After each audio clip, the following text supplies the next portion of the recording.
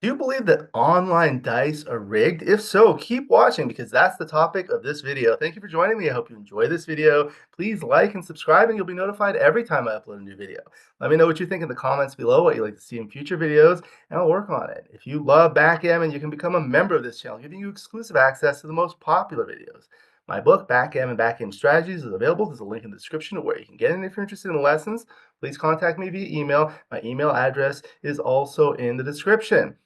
Again, in this video, we're discussing whether online dice or electronically generated dice are rigged. And in this video, it's my pleasure to have two of my good friends from across the pond as guests. I'll welcome them one at a time, both from the UK. We have Tim Cross. Everyone knows him, one of the top grandmasters in the world from Northern UK. Hello, Tim. Hi Alex, nice to see you, and I'm looking forward to having a chat with John later. As always, good friend of Like, mine, John. likewise, it's a pleasure to have you. How are you doing today? Yeah, I'm fine, thank you. I'm, looking forward to this conversation, and that's all. I've had a pleasant day, having a walk around, and had a bit of coaching for people, but now it's time for a good chat and disagreement with my friend John. All right, we're looking forward to that. As most of the viewers know, there are about 100 or so grandmasters in the world, but in the entire world, there's only one single Jedi master, and it's a privilege to have him on, John Georgiou. Hello. Hello, guys. Hi, Tim. Hi, Alex. How are you doing Hi. today, John? Yeah, I'm good. It's nice to see both of you, especially Tim. I haven't seen him for a while now. I speak to him a lot, but I haven't seen him for a while. So it's nice to see you both.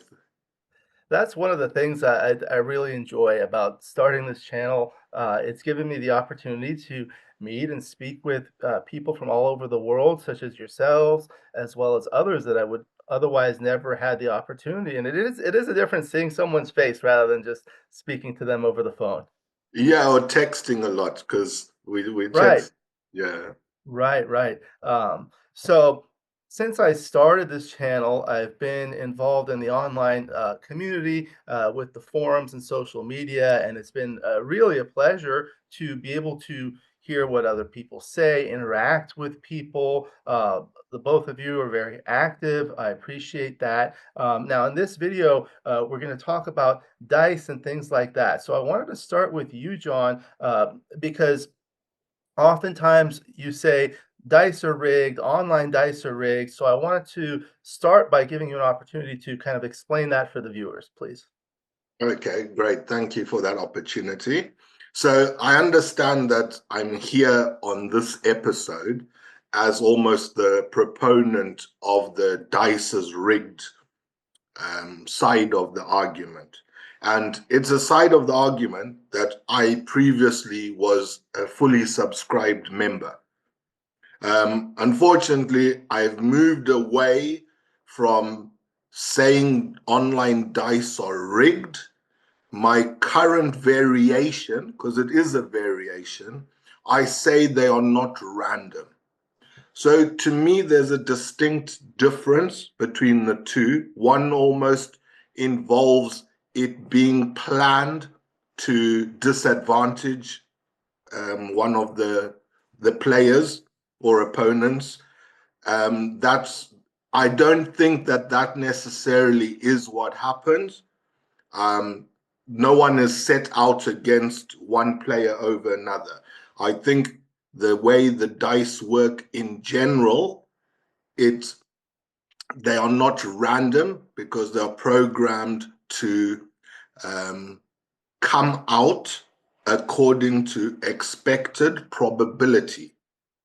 And I'm sure we're going to touch on this as we dive into this conversation and fully.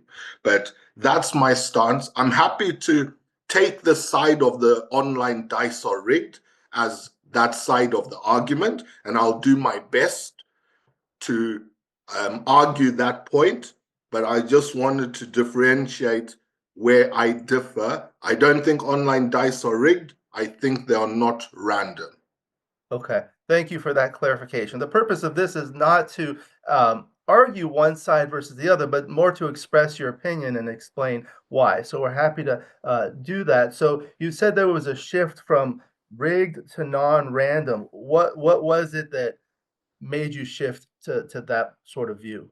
So when I would argue that the dice are rigged, I would get feedback from the other side of the argument, and they'd use things like dice distribution charts to show that, look, the dice come out over a large sample size. The dice come out according to the expected probabilities of fair distribution. There's no big skew in the stats. So that was presented to me as fact that the dice are not rigged. And it's hard to argue that, because if you've rolled out 100,000 dice and all the dice combinations come out within a close range, obviously not identical, but within a close range without any big outliers, it's hard to then say, oh, that's not right. That's rigged. But to me, it's almost too perfect. To me, that's saying, okay, it's designed to present within expected ranges. So by virtue of that, to me, that then takes away the randomness of it. It's not just random dice. It's designed to present within the ranges that are expected. I see. So how would one demonstrate whether like the dice in a game or a match are random or not random? I would have no idea how to try to prove that. I mean, for me, like if the purpose of the dice is to create randomly generated numbers. So like it's basically on a six-sided die, they're 1 out of 6 for any given number, and 1 out of 36 for two dice, or two out of 36 for a non-doublet, 1 out of 36 for a doublet. So I would think by just looking at, the number of times you get this number or that number, or doublets versus non-doublets, that would be one way. Okay, so Tim, what are your thoughts on this? Well, the first thing is John's changed his mind on a certain, which he said is true, and that's good. But that was going to be my major point, that about explaining why dice were rigged, and that obviously I need somebody to disagree with me to be able to take the other side of that. But it's basically what John was saying. Why would a company favor one client over another client? There's absolutely no reason whatsoever. There's nothing to be gained, and we all believe the lower PR players, as it shows, create the top anyway over the long term. And so it's a bit like when John's questioning the fact that over the long term dice turn out to be accurate, the probability very predictable, but that's what probability theory says will happen. And so it's a bit, I'll turn that back on John and say it's too perfect, but it's like saying, well, it's bound to be, because that's what we all predict is going to happen, that over the long period of dice. I mean, if it turned out to be exactly on the number every single time, that would be questionable, but it's not. It's not exactly 16.66%. It's in a range between 16.5 and 16.75. It's not an exact thing, but it's not going to be 12% when the over 10,000 rolls. It is bound to be very accurate towards the 16.66%. And so you've got to take your choices. Do you believe that's what the science says, which it will come back towards the norm very quickly by the time that in the long term, or do you believe that it's planned to do that to make it look good? And again, I can't argue with that, because John's right. Either of those two things could be the case. But to me, you take the simpler explanation that it does come back to being the expected percentage, because that's what does happen after 10,000 rolls. Maybe John would try my experiment. If he tossed a coin 1,000 times, he won't get more than 550 of one side. That's my prediction. Because if you tossed a coin 10,000 times, you won't get more than 5,100 of one side. As the larger numbers probability works that way, the more attempts you do, the more likely the prediction is to be accurate. So the fact that it is accurate is a bit unfair. Trying to claim that side of the argument as well. That's my perspective, John. Right, right. Very good. So I think one of the great things about backgammon is that it brings people together, like us, from all different parts of the world or different parts of the country. And although people can disagree about things, we're all very good friends. Yeah. So that's the nice thing. The other thing that I wanted to mention before we look at the data is the PR, or performance rating. So maybe Tim, can you explain what PR is, or performance rating for the viewers, so we could have the viewers understand that before we look at the data? Okay. Generally accepted by all the top player giants and grandmasters in the world is that XG is the best player at the moment. Humans are starting to catch it up very quickly, but they're generally accepted. XG has got a facility to analyze people's matches, not only to say how close it comes to XG, but to analyze its mistakes as well. And the more mistakes you make, the higher your PR. So you would imagine. So currently we have two super grandmasters in the world, Dirk Schumann and Mochi, who play at a level of slightly under 2.5, which is just incredible. Then you've got your grandmasters that play between 2.5 and 4. You've got your masters who play between 5 and 6.5, and then you've got your beginners who play around PR 20, 25, or maybe even higher. It's just so what the top players are doing is trying to bring their PR as low as possible. But of course, that is if you accept that XG is in fact the best player in the world.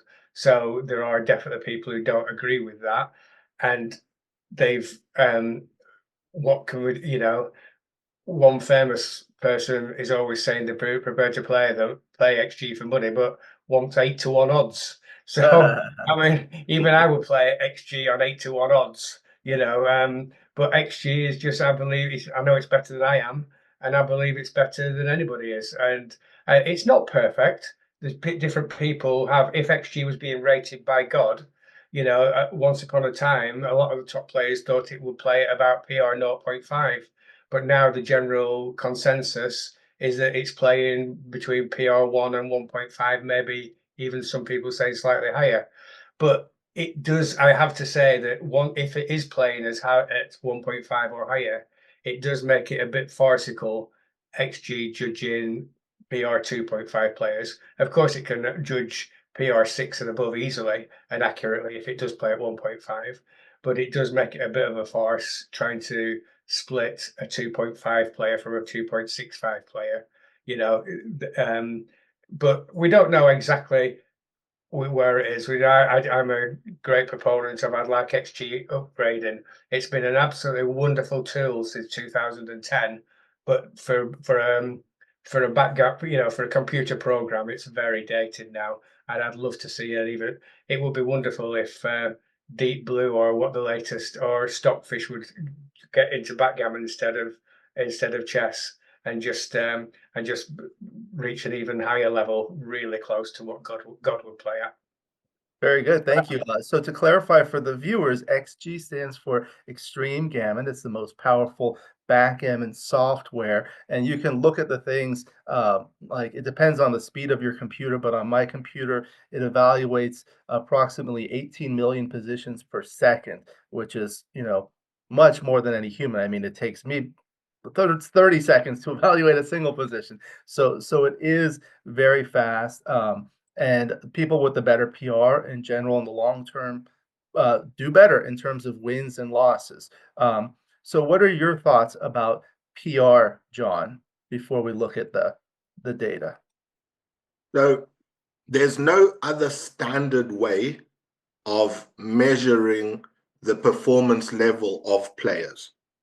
So in terms of a gauge, okay, the PR system of XG is what we have at the moment. I'm not as confident in XG's ability as Tim is. There are positions where I don't agree with XG, but I know that XG is extremely hard to beat. And I think there are other factors at play besides its backgammon ability that make it hard to beat, such as I'm an emotional player. So sometimes when I'm playing, my emotion will get the better of me and cloud my judgment. Tiredness, fatigue, these things play a part in how we perform.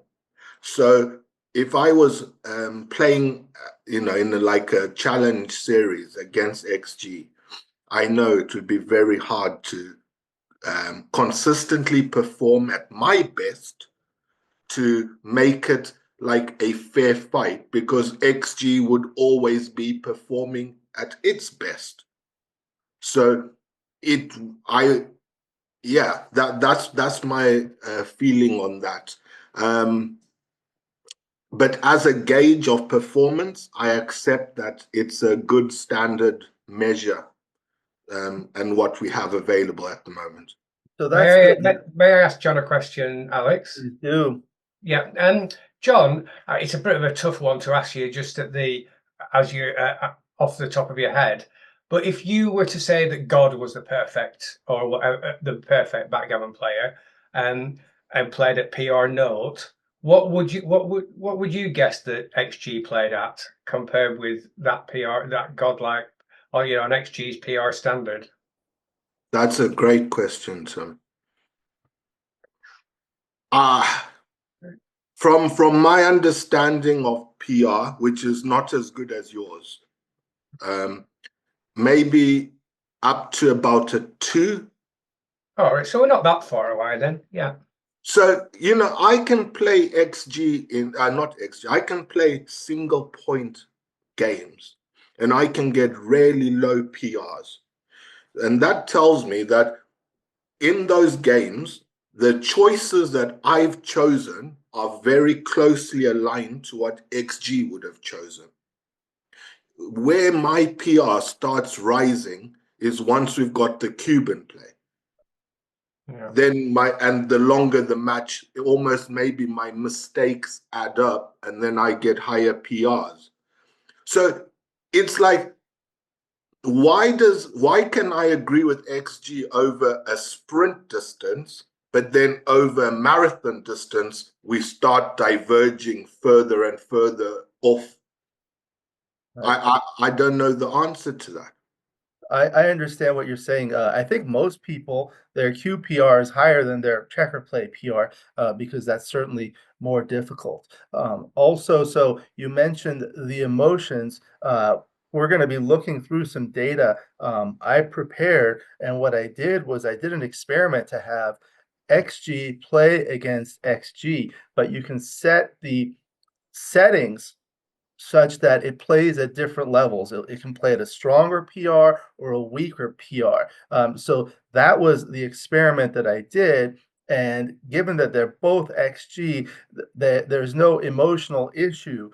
They don't get tired. They don't have that. So that factor is not being taken into consideration in the data.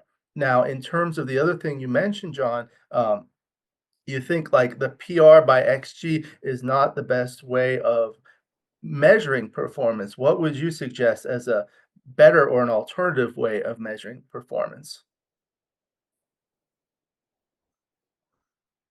So I've not given this question any thought. So straight just off the top of my head, I would say that it should be results only. We play the game to win. So winning should be all that matters. Now, unfortunately, from my bitter experience, XG has a lot of luck in it. I had an horrendous online game yesterday, which I'm going to have psychological issues from. But basically, I was extremely unlucky and I found it extremely frustrating. My idea of a solution to that is you play an opponent with from your perspective with your dice. You then play the same opponent, but the dices are reversed. So if you have a very lucky game with the dice, I get the same opportunity to benefit from those lucky dice in the next game, or on the next board. My argument is that if I win with dice A and then I beat dice A when I use dice B, in my mind, that means that over the two games, I played the better backgammon because I could win with or against the dice. That's a very good suggestion. I thought about that. The challenge with that is when you do that, one person's going to make certain plays, the opponent will make different plays, and then ultimately, based on that, the length of the game will be longer in one versus the other. Not all the time, but a lot of the time. Then what happens is you end up rolling more dice in one game than the other game. So in that sense, they're not getting the exact same dice. But I understand your point. Well, I disagree with this completely and utterly. I don't think it's any playing the game that John suggests is exactly as much luck as real backgammon. It doesn't reduce the apart from if ever every game turned into a race. Obviously, at that point, the dice are really significant. But fundamentally, I can give a really good example why I've got no time whatsoever for that argument. Let's say a double six. If you're on the bar, a double six is the worst possible roll in backgammon. And if you're not on the bar, it's usually one of the best possible rolls in backgammon. So it's nothing to do with skill or ability. That's just how that's the situation. So if you roll, so so basically one person could have done one thing on one board and the other person could have done another on the other. And so it depends on the dice which one is better on that, on that time. It's still the same. Overall, it will be exactly like real backgammon. The better player will come out on top, but it will take exactly as long time to get. Maybe exactly might be a bit of a strong word because I have to take into account that the races are going to be more equal than more. So yeah, but there would still be a long, certainly longer than XG takes to make its mind up who's the better player. It would still be a long time before the best player came out top. Maybe not quite as long as real backgammon, but not far off. Very, very good. So, Yeah, me and Tim have got a different opinion on that. I think what we do agree with is in my idea, after the first few rolls, the game dynamic could be totally different because it could have diverged right from the off, and a dice that was 6-6 for me in game one, and now in game B it's not a good roll for me anymore because the situation's changed. That's totally like plausible, expected. It is what it is. But if I'm able to beat you with my dice and then beat you with your dice when you have my dice, I just see that as superiority. It's like winning home and away. In football, there's two-legged games where one team's at home, one team's away, and then they swap over. That's a fair way of negating home advantage because you both benefit from it once. right, that's a great point. It's good to have different opinions, and what I want to do is have the viewers express their comments in below the video. So we'll see. We'll have a little vote afterwards. So let us know. So that was a great introduction and basis for this discussion. So based on this, a lot of people have been discussing this on the social media forums. So one of the things I decided to do is an experiment. So the experiment was the following. I had XG play against XG at different settings. So one side played stronger, one side played weaker. I had it set to play 1,000 money games or unlimited games with the Jacoby rule and Beaver and Raccoon. And then at the end of the 1,000, I look at all the data, which we will look at in a moment. Who won more, how many points they won, the data in terms of the PR, the dice, and all of those things. So I've presented that to the both of you, and now we'll go through it for the viewers to see. Okay, great. So this is the data. I'm showing you this on a beautiful Backgammon Galaxy Earth board. The XG board is made by Rain. He makes beautiful XG boards. I'll put a link in the description to where you can get it. In any event, you can see there were 1,000 games that were played. This is the 1,001st.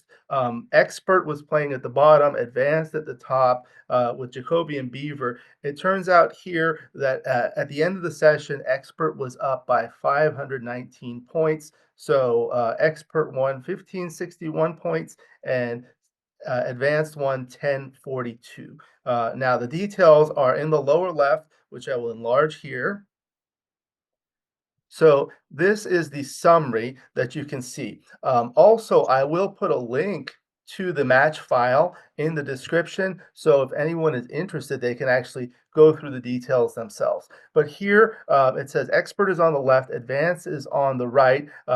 At the top, it says the number of errors and the number of blunders, and you can see much fewer errors for the expert relative to the advanced, and the equity loss, the doubles, and takes, and the total number and the blunders, and you see it's more double errors and significantly more double blunders for the advanced and the equity loss, and then same with the take. And then this is the total equity loss and the luck and jokers. Advanced had slightly more jokers overall, and the luck was plus 0.25 overall, so that's 0.0025 per game if you divide it by 1,000. So that turns out to be insignificant. The PR as determined by XG is 1.62 versus 7.86. So that's a difference of 6.24. Now, the next slide goes through some of this in a little bit more detail. This is the level of play. As we said, there was the PR, the checker and cube, and the luck, as shown here, is insignificant. This is a more detailed view of basically what we discussed. I'll leave this for the viewers. I'll put these slides in the description too, but this shows all the errors versus for expert versus advanced, and you can see it's significantly more. The decrease in equity, the number of decisions was approximately the same, and this is broken down into 3 subsections: the checker plays, the doubles, and the takes. And you can see those data are similar. I mean, it's not similar in terms of one versus the other, but those are similar in terms of the differences between expert and advanced. This one shows the jokers. So a joker is defined by XG as a roll that increases your equity by, oh, I can't remember. I think it's like 0.15 or 0.3 or something like that. Do you remember that number off the top of your head, Tim? So an error is usually 0.15. No, the joker itself. Joker. Oh, sorry, I don't. No, I Yeah, don't. but it's something like that. I don't look at luck and jokers. It's just Right. another conversation for another day. Yeah. I literally have never ever looked at luck or jokers in my life. Yeah, I also don't look at the luck, but we're looking at that here. So the number of jokers were slightly more in total. Yeah. And this is the total luck. This is the number of rolls and the luck-based results. Okay, and this one is an interesting one because it's the match progression chart. Okay. So actually, Alex, can I interrupt you, please? Can you go back to back one page, because that's really significant. Luck-based result. So that is implying, what is that saying? Is that saying an average points per game is 0.416 based on luck, or 0.416 would be the normal if the luck was equal, because that's one of the big things I'm going to say. Because obviously it turned out to be 0.542 or something like that, didn't it? The result per points per game was about a 0.542, which I think is huge. So I wonder if you know what that means, a luck-based result. So that's a good question. I don't know exactly what that means and how it's calculated. We'd have to look into XG, but it So looks it's either saying that the 0.5 was it, what was it, 542 points, was it? 519. Let's go back and look. Or five. 519. So the 5.19 point. So if we go back to that there, so five. So we can say, so the result was 0.519 per game. So is that saying that 400.416 was related to luck and 103 for skill, or is it saying 0.103 for luck and 0.416 for skill? That's what we could do to know, really, because that's a really interesting statistic. Because It's a good question. yeah, I don't know the answer. If one of the viewers knows the answer, please put it in the comments. Because the overall luck, like the way I was looking at it, I don't yeah, know how this is calculated, but here the 2.5, if you're looking at a match, it's not surprising to see someone have a luck of plus 0.25. Uh, yeah, but over the course of 1,000 games, you divide that by 1,000, and the luck is yeah, 0.0025 per game. That's a pretty insignificant, which is what it said before. Um, yeah. okay, so So that's best. So I'm truly interested if somebody in comments can put that down. If they can tell me whether it's 416 luck and 103 skill, or the other way around, or 103. Well, you know what I'm saying, the other way around, whichever way it was. right, That's a right, great question, isn't it, Alex? that's a good question. Any XG experts out there who understand what that means? Yeah, okay, and then this is the match progression. So it basically shows each time expert wins, it goes up, and each time advanced wins, it goes down. So you see the ups and downs. There were no major huge swings indicated by steep vertical slopes, which would show large cubes or something like that, winning backgammons on a 16 cube or 32 or 64. And you can see the progression was relatively linear. Of course, there are ups and downs. And now these these slides, we'll go through them relatively quickly, but they will be in the slide deck for the viewers. So this shows all of the errors over the 1,000 games. At the top, it will be expert in green. At the bottom, it's advanced in red. The one thing we will note is that the scale is different. So the highest value here is 0.035, whereas the highest value here is about 0.145. So the 0.035 is about here. So if you put them on the same scale, these will be a lot higher. And now I've broken them down into just moves. So this is only the moves without the doubled and the take. The first one showed everything. And again, they're on different scales. So the highest value is 0.02, 0.025, whereas here it's about 0.08. And then this next slide breaks it down into only doubles for both sides. And again, these scales are closer, but they're slightly different. By And then doubles, we mean cubes, not cube. doublets, as Correct, plural. correct. Cube Yeah. decisions, right? And then this is take decisions. And again, the scale is off, and this shows overall over 500 games. And this one is an interesting one because this shows the luck. So if the luck favors expert, it's above the center in green, and if it favors advanced, it's below in red. So if you get the total area under the curve, it comes out to very close to 0. And then this is the final slide. This shows the dice. So this one I feel is an important one because it shows all the data in terms of the dice. Actually, I'd like to see a little bit more. Maybe some of the viewers can let me know how we can find more data. So I'd be interested in knowing how many times each specific uh, combination of dice was rolled. In any event, here each side had about 20,400 or so rolls. The number of doubles is displayed here, and the ratio is right here, which is almost identical and pretty much exactly what's expected. And the more games you play, the more it will converge to this value, which is why I started with 1,000 games. Actually, before this, I started with 100 games, and I found that wasn't enough, so I decided to expand it to 1,000 games. The average pip is displayed here. They're both very close, close to what you would expect. The percent chance of entering from the bar was displayed here with the expected value, and they're both very close. And then the race, this is an interesting one because the race dice was about equal, 3,300 or so. The average racing pips was very close. The racing doubles was also close, and the race double ratio is a little bit higher, but the average pip count for the race was a little bit lower, so that indicates out of the doubles, there were more double ones. So that is the data from the experiment. And now I wanted to just discuss a little bit further your thoughts based on that data. Let's start with John, please. How do you interpret that? We were saying that, you know, if things are equal in terms of the dice, which it looks like everything is, the person with the better PR will win. And it turned out that the expert won 519 points. So what are your thoughts, please? Oh, my head is spinning. A So lot of there's numbers. yes, there's a lot of data there. So the I don't know where to start.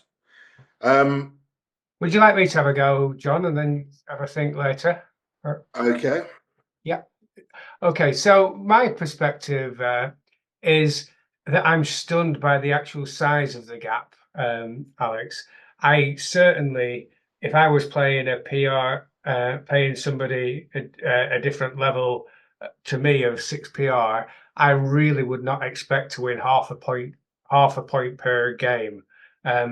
So I think it could be it could just be coincidence, or it could be that Advanced didn't play its optimum way of playing against a stronger player and let the cube get too high too many times.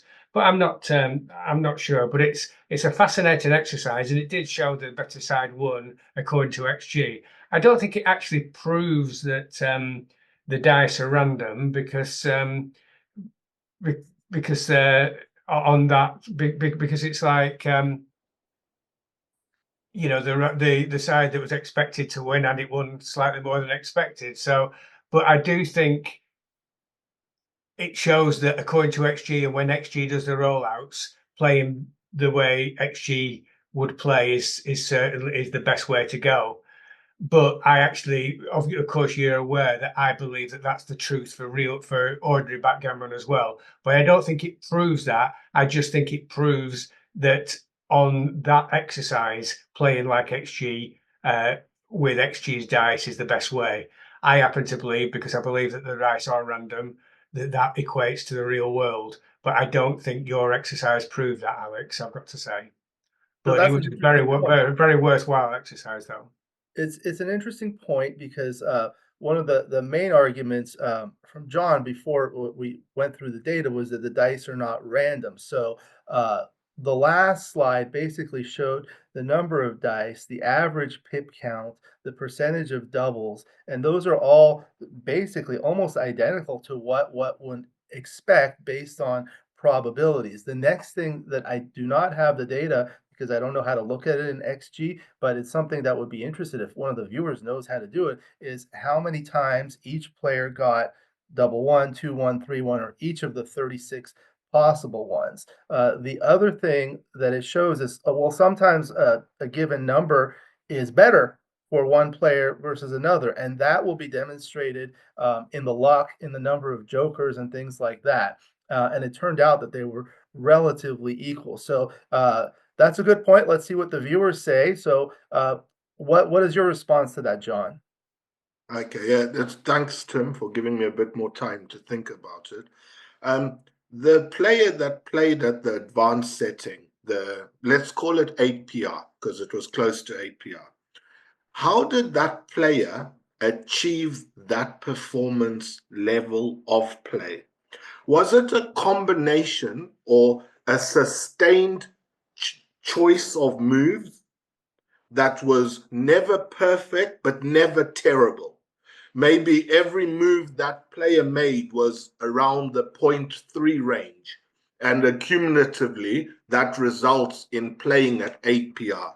Or was that 8 PR player playing perfectly except for making real big errors, but fewer of them? Yeah, and that's interesting. Yeah. So that's displayed in the data too. It shows you the total number of errors, the total number of blunders. So one could look back further into that. Right, because I think that's quite a valuable point in how we arrive at the conclusion.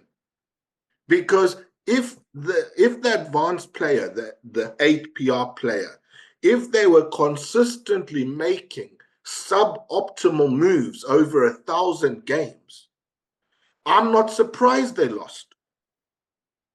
But if they were playing like perfect with the odd whopper,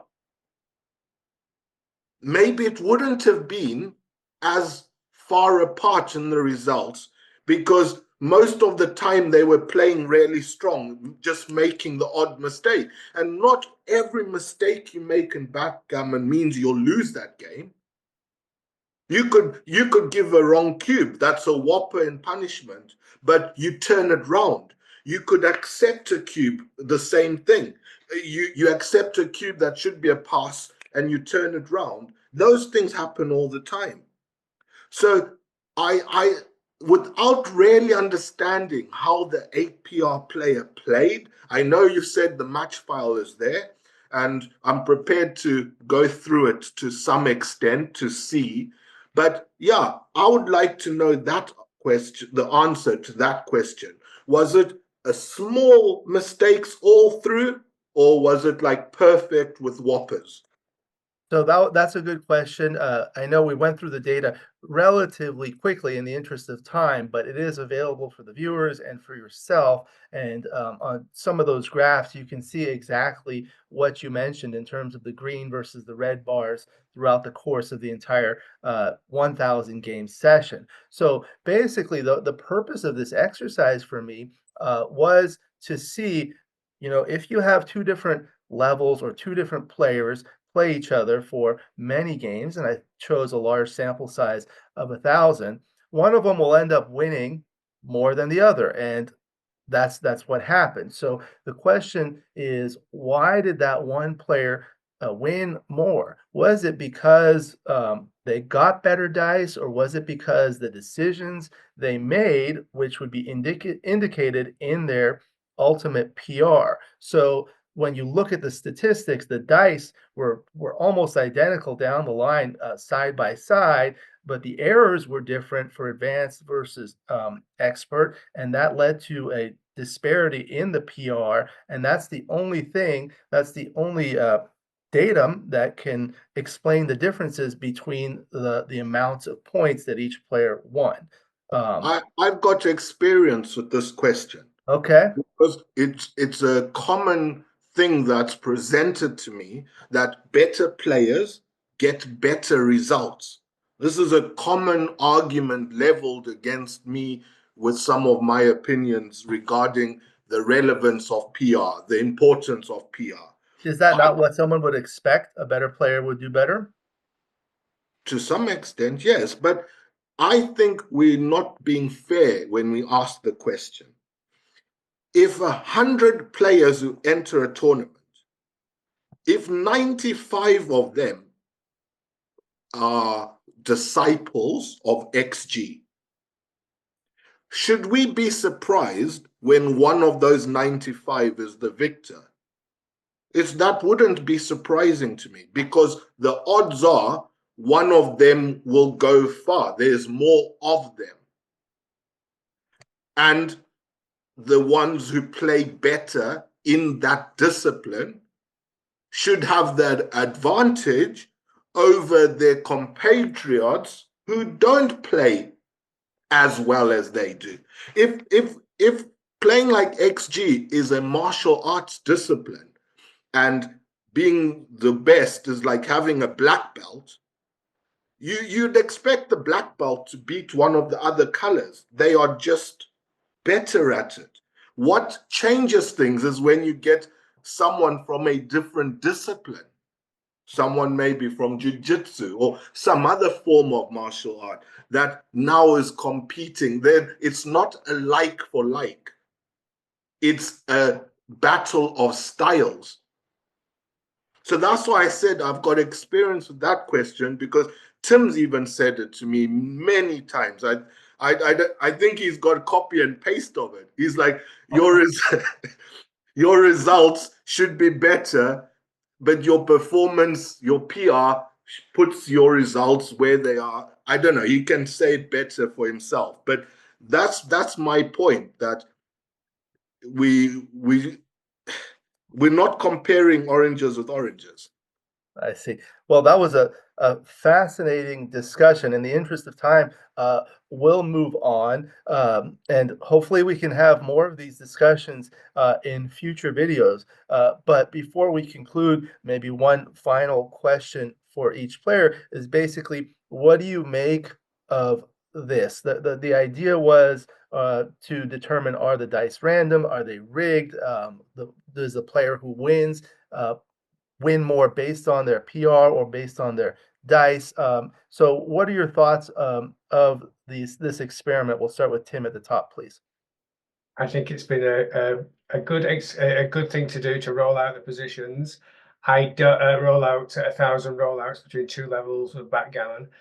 I don't think it proves that the dice aren't rigs. I don't think it proves that, in fact, that much. I believe it just shows to anybody that accepts if you that the dice are not that are random, that that XG will come out on top. But anybody that believes that the XG the dice are not random would believe that the dice were favored the lower one anyway, so it could still keep that same, in my opinion, ridiculous belief. But I don't think the exercise has proved that.